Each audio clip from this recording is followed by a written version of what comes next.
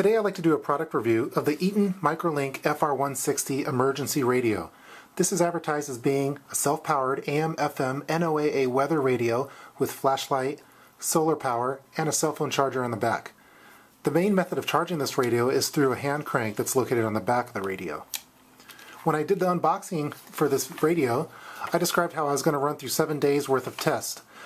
However, we recently had a snowstorm in the Seattle area, so I actually got a little bit more test time in on this radio. So for this review, what I was planning on doing was doing a brief description of the features of this radio, some of the specs, and then just give you my thoughts on the overall pros and cons for having this radio. Let's start off by doing a brief rundown of the basic features of this radio. Starting on the front, it has a very small speaker in the front. It uses analog tuning, which uses this knob for the AM and FM radio stations. So you could go AM, FM, and then it has 7 weather band stations. If you go all the way to the far right, that's where you want to have it when you're trying to charge a USB device. The volume control is also the on-off of the radio.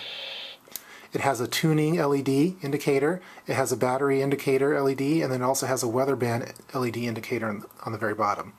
The top of the radio features the button for the flashlight, and also the small solar panel. This is about 2 inches or so, and then this is where you have the antenna for FM tuning. The front features the flashlight, which has 3 LED lights. On the back, this is where you could access the headphone jack, which is in stereo. It's a 3.5 millimeter headphone jack, and then also the USB port for charging USB devices. On the very back, this is where the hand crank is. It goes in a clockwise fashion. Let's go over the size and weight of this little radio. This radio's height is 2.5 inches, which is 6.35 centimeters. The thickness of it is around 1.75 inches, which is 4.45 centimeters, and then the overall length of it is 5.25 inches, which is 13.34 centimeters.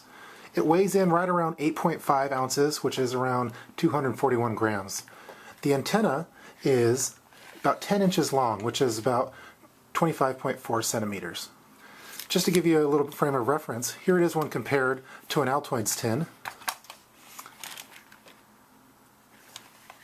Okay, and then also here it is compared to, this is a little Sony AM/FM radio, which I recently did a review on as well.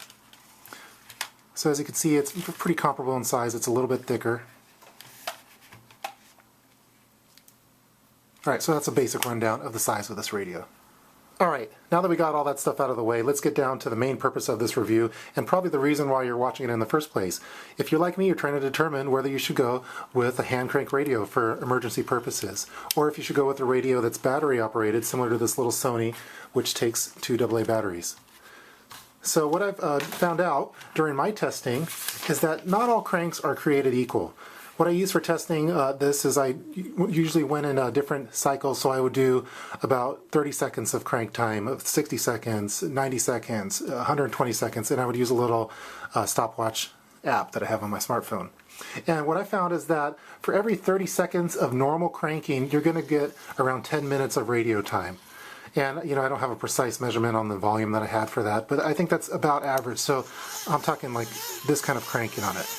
Now if you do slow cranking, it's going to be worse than that, and if you do fast cranking, it's going to be better than that.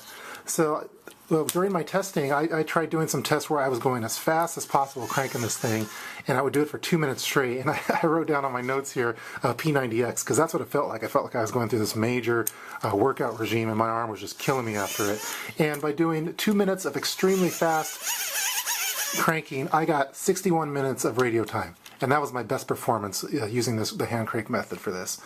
Fortunately, the main thing I was concerned about is this crank breaking on me. I've heard of some people that it's broken on them. For me, I went through a lot of different tests. I had other people try it as well, because you know, if this crank breaks, you know, you're screwed with this radio. There's no, you know, you can't put any kind of batteries in it. It has a little battery pack that's rechargeable here, but it's not like it could take AA batteries that are rechargeable for a backup power source.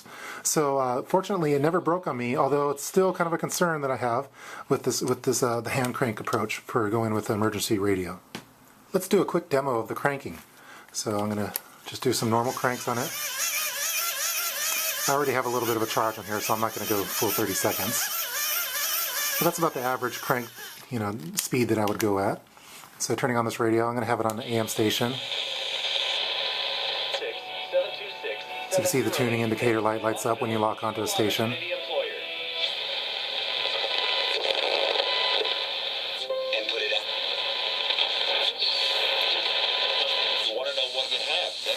Let me put up the antenna now for FM tuning. I think that the FM tuning, at least for me, I live in the Seattle area, performs a lot better than the AM tuning. And then for the weather bands, I've been really enjoying these weather band stations just because recently we've had a snowstorm in the Seattle area, and these came in extremely handy for me. They've been broadcasting different. And you can see the weather band indicator LED lights up when it's on there.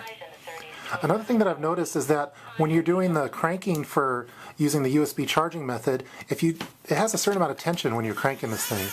Although when you switch over to the cell, all the way to the end, it's like a lot faster. I'm not sure. I imagine that's by design, but it's a little weird. Maybe someone else knows the exact reason for that. I was worried that I accidentally broke it when I was doing it initially. One of the features I really liked on this little radio was the flashlight feature. As you can see, you could do a little tail stand with it. The flashlight's not the best one in the world with the 3 LEDs on it, but it at least gives you some kind of rechargeable flashlight capability if you needed to look around. And what I really liked is that it gradually dims. It doesn't just shut off when it loses its charge. So you could have this thing charged up and the LED will slowly dim out until it loses its charge completely.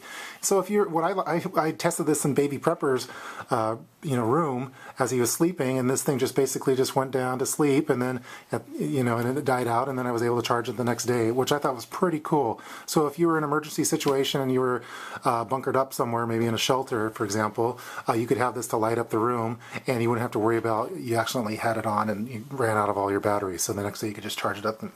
So I thought that was pretty cool. It's not the best beam in the world. It's a kind of a get-me-by beam, but I thought that was a pretty cool feature of it. I don't really like the button on the flashlight. It kind of feels like a soft press button, but there's no click that you get, so it's kind of weird when you don't exactly know that when it's turned on. I'd prefer it to make a click noise. So you can see there's no sound, so you have to press it really hard for it to go on and off. During my testing of the flashlight feature, I found that about 90 seconds of normal crank time equals more than 40 minutes of light time. And I didn't do it precisely. I used the stopwatch as I could, but because it's such a gradual decrease in the light, I just kind of verified that it would go over 30 minutes. So about 90 seconds equals over 40 minutes of light, although it will get dimmer towards the end of that time frame. Since I live in the Seattle area, I was not able to run tests on the solar panel feature of this little radio. Right now, there's not a lot of sun out. It's actually in the wintertime, so I wasn't able to properly test this. From what I've read, they say that it advertises about 8 to 10 hours worth of sun time equals about 3 to 4 hours of radio time. So maybe those of you that actually live in a hot weather environment, you might be able to comment on that. Okay, time for the bad news. The USB cell phone charger feature of this little radio just doesn't work. I tested it. I wasn't really expecting it to work with my smartphone, actually. It says that it's charging it, but when this thing's completely dead, there's no way that I was going to get that charge, even doing 15 or more minutes.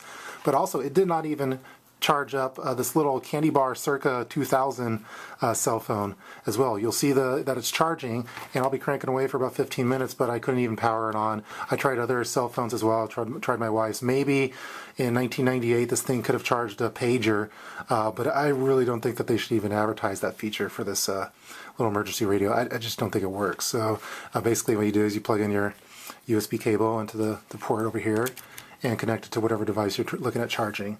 And supposedly it's supposed to work. I cranked away for a few days on different devices, over 15 minutes. Again, I'm still wondering why the tension's a little bit different when you go over to the cell feature. As you can see, it goes a lot faster than if you have it on. You can hear it on the sound too. I just don't think it works though. So thumbs down on that arena. Alright, this product review is starting to get a little long in the tooth, so let's take a little break. This is going to be the end of part 1. Let's take a little quick commercial break and hear from our sponsors, and then we'll pick it back up again in part 2. And now a word from our sponsors. The following product review has been brought to you by the Linda Carter Beauty Supply Store, offering the premier line of organically produced tactical lipstick and camouflage. Her featured product, Prepper Paint, is available at all military surplus stores, gun shops, and other tactical retailers, and will be featured at SHOT Show 2013. For more information, please contact the Urban Prepper through private message. Every Wonder Woman requires a Wonder Man. The following YouTube video is property of the Urban Prepper and cannot be used or reproduced by any person or company without having the written consent of the Urban Prepper. Any unauthorized reproduction of videos subject to legal law and is protected by federal, state, and local law. Any concerns as to the legality of reproduction should be directed to the Urban Prepper Legal Department, P.O. Box 1234, Seattle, Washington 90210.